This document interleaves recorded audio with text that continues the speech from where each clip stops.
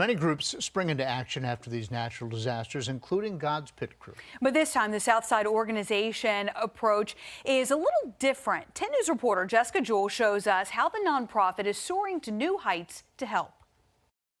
As Hurricane Dorian crawls up the East Coast, we're beginning to see the impact of its wrath. The Bahamas looking like a war zone after the catastrophic storm moved through.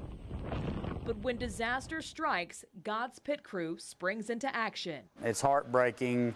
Every single time you see it, you know people's lives have been forever wiped away. Sending a tractor trailer full of supplies out this morning, packed with 1,000 blessing buckets and 15 generators, all bound for the Bahamas, first making the nearly 800-mile trip down to Venice, Florida today.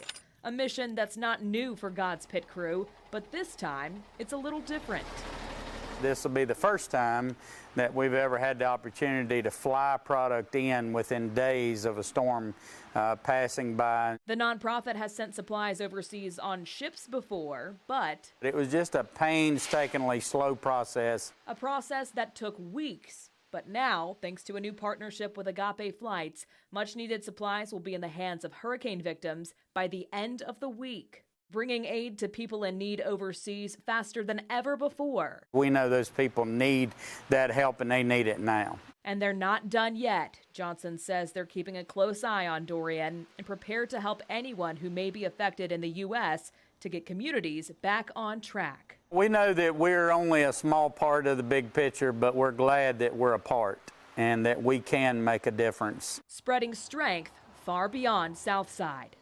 In Danville, Jessica Jewell, 10 News, working for you.